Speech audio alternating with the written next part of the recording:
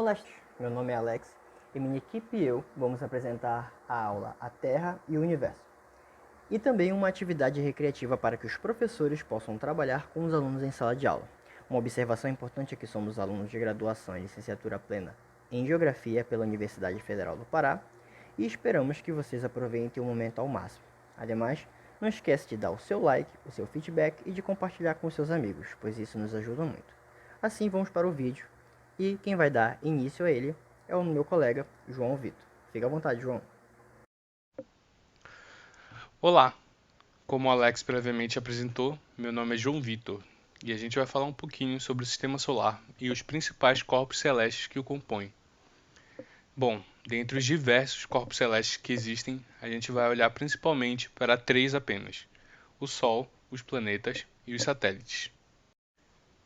Primeiramente, o Sol, que é essencial para a vida na Terra pela sua geração de calor e energia. O Sol é uma estrela que é composta basicamente de hélio e hidrogênio, onde, por meio da fissão e da fusão nuclear, gera uma energia luminosa que a gente pode ver no céu durante o dia, mesmo estando a 143 milhões de quilômetros da Terra. Por ser um corpo extremamente denso e com grande massa, ela arrasta todos os planetas em uma órbita elíptica. Em segundo lugar, os planetas, que são corpos celestes que não emitem luz própria e que orbitam ao redor do Sol. São 8 considerados no total. Em ordem de proximidade com o Sol, a gente tem Mercúrio, Vênus, Terra, Marte, Júpiter, Saturno, Urano e Netuno. Esses 8 planetas podem ser divididos em dois grupos baseados em sua composição. O primeiro grupo são os terrestres, que possuem a superfície sólida, composta de rochas, metais e tendo magma em seu interior. O seu tamanho é reduzido por causa da sua proximidade ao Sol. O segundo grupo que podemos classificar são grupos dos planetas jupiterianos, que são Júpiter, Saturno, Urano e Netuno. Os planetas jupiterianos são planetas que têm a superfície gasosa e, por estarem muito mais longe do Sol, eles são muito grandes e possuem muita massa. Por isso, eles constituem anéis e possuem muitos satélites, como é o exemplo de Júpiter, que tem 63 satélites. E por fim, temos os satélites naturais. Os satélites naturais são corpos celestes que têm a órbita atrelada a um planeta. Ou seja, enquanto todos os planetas do nosso sistema solar giram em torno do Sol, os satélites giram em torno dos planetas. E para falar um pouquinho mais sobre esse movimento que os planetas fazem ao redor do Sol e os satélites fazem ao redor desses planetas, o nosso amigo Alex vai dar continuidade ao nosso trabalho. Muito obrigado, João. Então, retornando a fala para mim, vou dar continuidade com a Terra e seus movimentos. Não é de hoje que ouvimos que a Terra é o terceiro planeta mais próximo do Sol ou que é o quinto maior do Sistema Solar. Essas explicações são importantes para o entendimento da posição da Terra no espaço, como por exemplo a zona a qual ela se encontra, que é a zona de Ouro, também conhecida como zona habitável, que compreende a região que apresenta condições perfeitas para a existência de água líquida. A distância média do Sol para a Terra é de 150 milhões de quilômetros, e sem dúvidas é uma distância em escala inimaginável.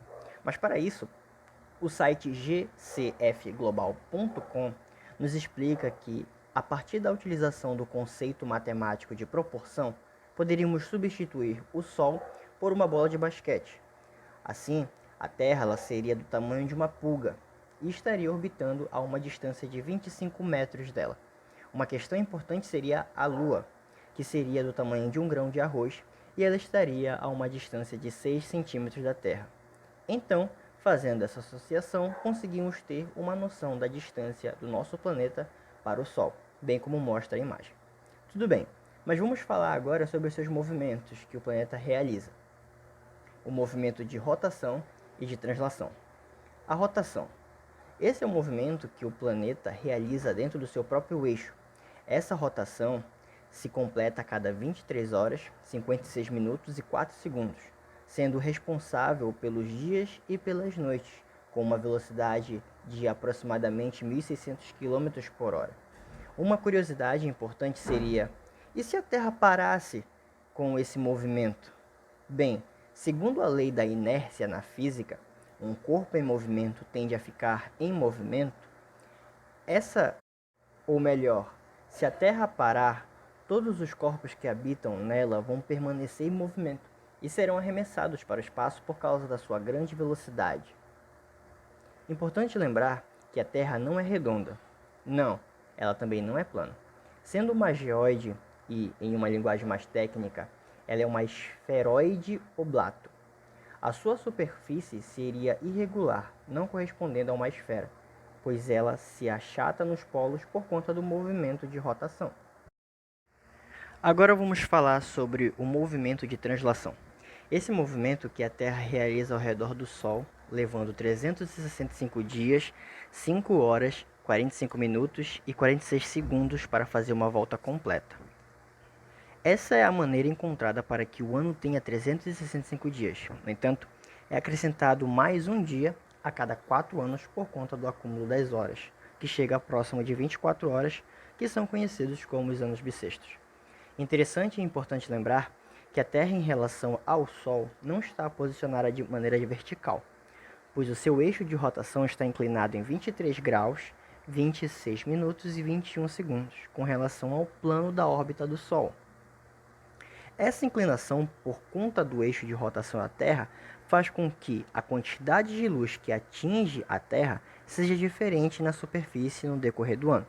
O movimento de translação da Terra é o que vai definir as estações do ano a partir dos solstícios e dos equinócios. A exemplo do solstício de dezembro para o equinócio de março, nós temos o inverno. E do equinócio de março para o solstício de junho, nós temos a primavera. Do solstício de junho para o equinócio de setembro, o verão. E do equinócio de setembro para o solstício de dezembro, novamente, nós temos o outono. Então, gente, essa foi um pouco da aula sobre o Sistema Solar e sobre o planeta Terra. Resolvemos parar por aqui para que o vídeo não fique muito extenso. E agora vamos entrar no momento de recreação, o qual os professores poderão usar em sala de aula com seus alunos. Nesse momento, eu encerro a minha fala, passando a vez para os meus colegas Luan e Carla. Fiquem à vontade. Olá, me chamo Luan, como foi apresentado pelo meu colega Alex. Irei passar algumas atividades a respeito do assunto que foi abordado sobre a natureza e a ação humana, a Terra e o Universo, e seguirá por algumas etapas. A primeira etapa consiste na aula expositiva. O uso das escalas cartográficas ou geográficas em mapas e cartas no currículo dos alunos do ensino médio é muito mencionado. No entanto, pouco se falado ou pouco trabalhado sobre uma escala que foge do ambiente terrestre e alcança proporções inimagináveis. Por isso, essa etapa inicial da aula servirá como uma introdução do tema que será trabalhado com os estudantes, fazendo refletir sobre o tamanho da distância entre os astros, bem como sua composição, movimentos e relação interna com os seres vivos. Esses estão relacionados ao planeta Terra. Nessa etapa, a utilização de computador com datashow será imprescindível, pois será necessário trabalhar com etapas de crescimento de escalas da rua, da escola, por exemplo, até o sistema solar. Então, o professor, previamente em casa, vai elaborar prints da tela do computador a partir do programa Google Earth. Nesse sentido, rua da escola, a cidade dos alunos, estado, União Federativa dos alunos, país dos alunos, planeta Terra, e com a utilização do Google Imagens, irá conseguir imagens da distância real da Terra com a Lua e do Sistema Solar como um todo. Então, essa etapa objetiva fazer os alunos refletirem sobre o tamanho do planeta Terra e deles mesmos no Sistema Solar. Com as imagens em mãos, o professor organizará em um PowerPoint para a apresentação final e comparação com as maquetes da etapa 2. Essa etapa que foi falada tem uma duração de aproximadamente 35 minutos. Então, após falar isso, vamos para a etapa 2, que será a construção das escalas na cartolina da Rua Universo a construção da maquete da distância da Lua com a Terra e a construção da maquete do Sistema Solar. A etapa em questão será realizada toda pelos alunos com a orientação do professor.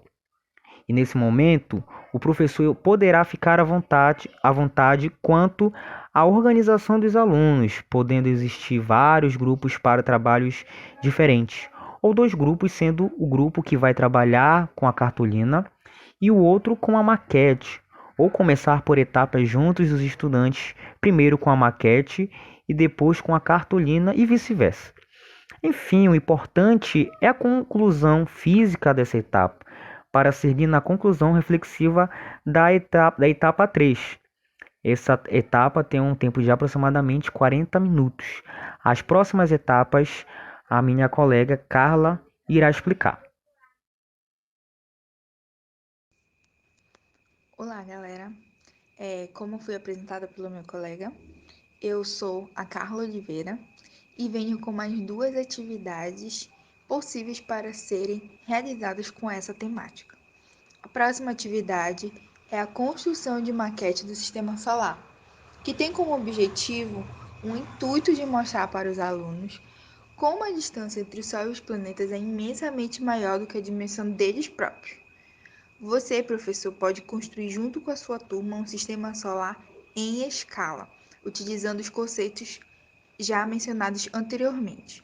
E para isso, a gente precisa de materiais simples que podem ser encontrados em armarinhos ou artigos de papelaria, que são bolas de isopor de tamanhos variados, tintas guache de várias cores, palito de churrasco e a placa de isopor.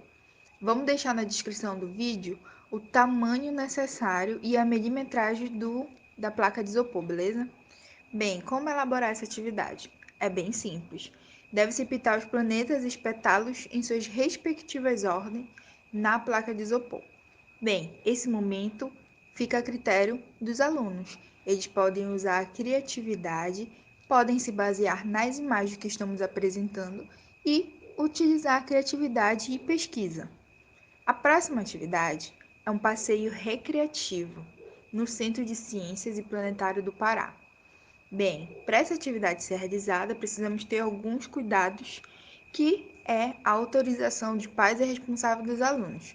E também deve ser marcado com antecedência, certo? E o objetivo maior é concretizar de maneira bem recreativa o conhecimento que foi passado nas etapas anteriores. Para a gente conhecer um pouquinho mais sobre esse planetário, ele tem como missão difundir, promover e aplicar o conhecimento em ciências, por meio de uma maior interação com os visitantes do espaço, com o intuito de promover um maior desenvolvimento científico e sociocultural, né? Bem, ele foi concebido com a intenção de se tornar um espaço de divulgação e ensino de ciências para todo o estado do Pará, possibilitando o acesso ao conhecimento científico de forma simples e lúdica, trabalhando conceitos e princípios da ciência de forma prática e contextualizada, para despertar um encantamento maior e interesse por várias áreas afins. E a geografia não poderia ficar de fora, né? Sendo uma disciplina super interdisciplinar, certo?